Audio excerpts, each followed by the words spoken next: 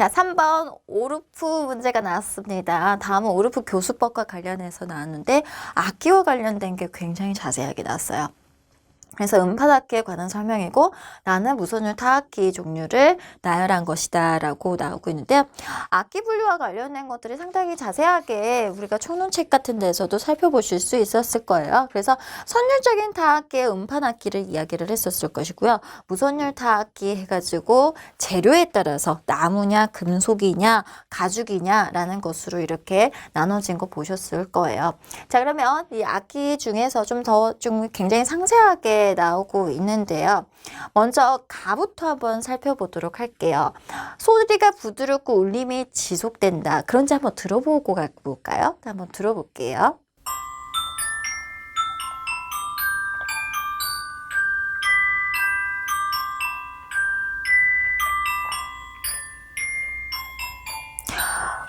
들었을 때 감미롭나요? 네. 길게 울려 퍼진 것 같고 신비스러운 느낌을 주는 것 같나요? 연주의 울림을 전체적으로 받쳐주는 지주대의 어떤 역할을 하더라라는 것이 이 메탈로폰의 특징이라고 보시면 돼요. 그래서 이 메탈로폰에는 철금으로 이렇게 이루어졌다는 것이 또 특징이더라라는 거. 자, 그 다음에 우리가 두 번째 거 한번 들어보도록 할 건데요. 앞에 메탈로폰하고 좀 비교해서 들어봐 주시면 좋을 것 같아요.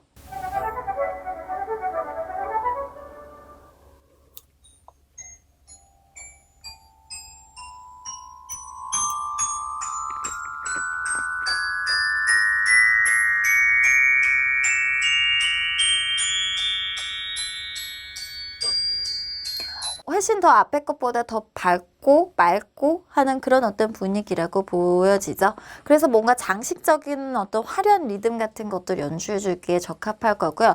위로 올라가니까 어때요? 음색이 좀 더 날카로운 느낌이 드는 것 같아요. 그러다 보니까 뭐예요? 아름답기보다는 거북하다라는 거북한 느낌을 불러일으킬 수도 있더라라는 것이 여기에 특징이라고 볼 수 있겠죠. 글루켄슈필이에요. 그래서 글루켄슈필의 음을 한번 들어봤었고요. 자, 그 다음에 소리가 건조하고 빠른 리듬이나 느린 리듬 모두 적합한데 즐거운 느낌, 밝은 이런 감정 표현에서 적용이 된다고 나오고 있고요. 오르프 음파악기 중에 가장 먼저 제작이 됐다라고 하는데 뭐 사실은 이런 어떤 악기들 선율 타악기에서 굉장히 역사가 긴 악기죠. 바로 실로폰, 자일로폰이라고도 해요. 나무로 만들어져 있기 때문에 아까 이제 쇠 같은 어떤 형태에서 울리는 것보다는 좀 더 건조한 형태이더라 라고 이야기를 하고 있습니다. 그래서 기역 같은 경우에는 지금 메탈로폰에 해당되는 거였었고요.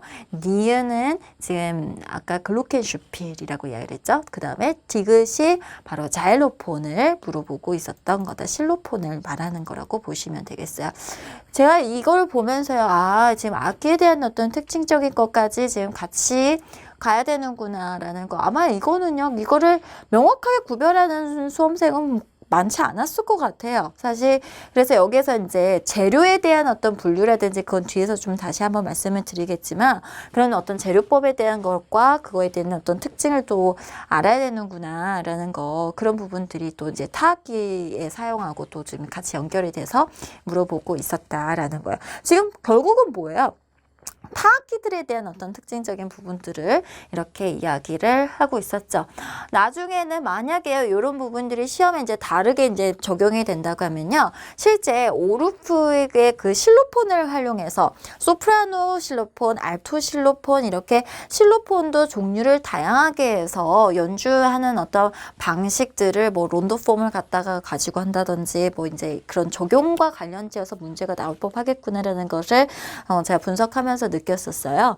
그래서 이런 부분들이 좀 올해는 좀 이제 그런 어떤 활용적인 측면, 그러니까 자일로폰을 활용하는 어떤 측면, 그리고 이게 장식음을 만약에 장식 선율이 있다면 장식 선율은 아까 뭐 글루켄이 한다든지 그런 어떤 역할에 대한 분담들을 해가지고 한다든지 그런 부분들이 악보화가 돼서 또 나올 수 있는 가능성이 굉장히 높겠죠. 아마 그래서 내년에 저랑 공부하시는 분들은 또 이런 부분들을 악보화해서 그런 활동적인 부분들하고 접목되는 부분을 보시게 되지 않을까라는 생각을 해봅니다. 자, 그 다음에 지금 나에서 귀로 마라카스 자르 캐스네츠 그 다음에 템플블럭 이 나무를 가지고 만든 거잖아요.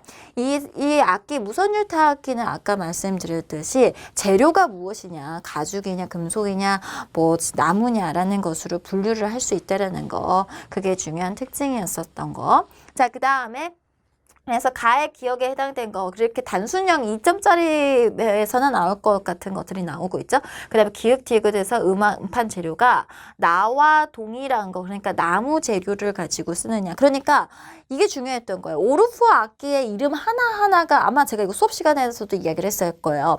이름 하나하나가 중요한 것이 아니라 그 재료가, 일단은 이제 선율 타악기하고 무선율 타악기를 분류를 하고, 그 다음에 무선율 타악기에서도 나무를 사용한 거냐, 금속을 사용하는, 가죽을 사용하는 거냐, 그거 있고 또 하나 또 있었는데 기억나세요? 선율 악기 리코더 같은 형태, 혹은 리코더 말고도 이제 움직이면서 할 수 있는 뭔가 그런 어떤 선율 악기들을 또 사용하는 것까지도 이야기가 돼야 되는 부분이죠. 그래서 악기론 파트에서 우리 이쪽 오르프 쪽에서 악기 할 때 정리해야 될 부분이라고 했었어요. 그래서 재료가 굉장히 중요한 부분이었던 것 같죠. 음판 악기의 특징을 음판 활용의 관점에서 막 이 부분은 제일 많이 잘 썼던 것 같아요. 오히려. 왜냐면 이제 뗐다 붙였다 하기 좋으니까 우리가 보르돈이나 오스티나토나 이런 것들을 쉽게 할 수가 있잖아요. 이게 애한테 지금 건반이 여러 개 있는 것보다 딱 써야 될 건반만 붙여주면 좀 용이하게 쉽게 할 수 있겠죠. 이 문제를 제가 어렵게 모의고사 수준으로 한번 내볼게요. 이거는 모의고사 수준이라는 거는 그 다음을 또 예시해 볼 수 있으니까, 그러는 예상해 볼 수 있으니까, 만약에 이 활용의 관점을요, 오르프의 기본 전제와 관련해서 서술해라고 했다고 하면 바로 여기서 뭐가 나야 돼요? 기초음악, 원초적인 음악이라는 거하고, 왜? 쉽게 활용할 수 있게, 원초적이라는 건 자발성 지크서, 그 다음에 흥미, 그리고 쉽게 이거를 할 수 있게 하는 뭐 이런 것들이 키워드로 나와야 되는 것들이잖아요. 그래서 그와 관련지어서 서술해라 라고 한다면 얼마든지 관련시켜서 기초음악에 대해서, 원초적 음악에 대해서 알 수 있느냐라는 거하고 연결시켜서 또 생각해 볼 수 있을 것 같아요. 그래서 이런 악기가 왜 필요해 라고 했었을 때는 결국은 쉽게 해서 그런 어떤 쉬운 어떤 역량을 가지고 쉬운 그 재료를 가지고 그 학생의 창의성을 발달을 도모할 수 있더라라는 것까지 갈 수 있다라는 거죠. 이에 따른 장점은 쉽게 활용할 수 있다. 음판을 떼었다 붙였다 할 수 있기 때문이더라라는 것으로 이야기되고 있더라라는 겁니다. 자, 그래서 3번에서 오르프 교수법과 관련된 거 봤었는데요. 저는 이제 우리가 음판 악기, 선율 악기, 오르프의 악기, 그 다음에 리듬 악기는 나무 재료, 금속 재료로 나눠진다. 그렇기 때문에 목금, 철금, 우리 다 했네. 목금, 철금, 종금 이렇게 있죠. 사실 뭐 이렇게 분류를 한다 하더라도 이런 어떤 세부적인 특징은 총론이나 기초책에 있었던 건 아니고요.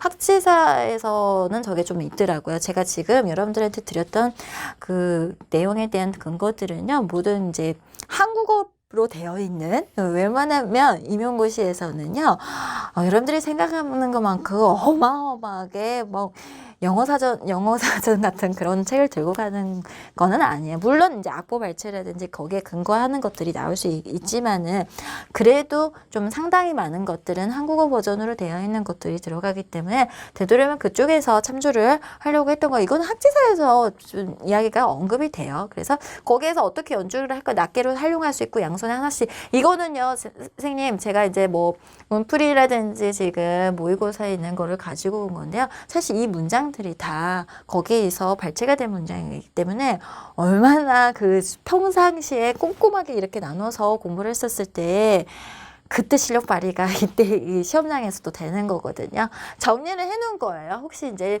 내가 이런 부분들이 없었다, 지금 공부를 하고 계시는 중이라고 한다면 이 강의를 또 언제 시청하실지 모르기 때문에 제가 말씀드려요. 이런 부분이 지금 나의 자료에서 지금 빠져있다 라고 한다면 추가를 해주셔서 가면 좋을 것 같고요. 그 다음에 이런 부분들이 이제 총론에서 소개가 돼 있죠. 그래서 이런 어떤 실로폰에도 아까도 제가 말씀드렸죠. 베이스, 알토, 소프라노 이렇게 음역대가 나눠져서 있고요. 그 다음에 사전 지식 없이 가볍게 연주하는 체험에서부터, 그러니까 원초적인 음악하고 연결 충분히 시킬 수 있어요. 낱개를 갖다가 할 수도 있고, 그 다음에 이열로 배열하거나 뭐 오는 게 바는 게를 이렇게 이제 뭐 왔다 갔다 하면서 할 수 있더라라는 이야기를 하고 있는 거였습니다. 그래서 조음세 페이지에 있는 거 지금 그대로 제가 발췌해서 지금 참고해 놨으니까요. 있으시고요. 내가 기출을 좀 자세하게 공부하고 싶다는 분들은 여기에 제시되어 있는 자료로 가셔도 충분하실 것 같습니다.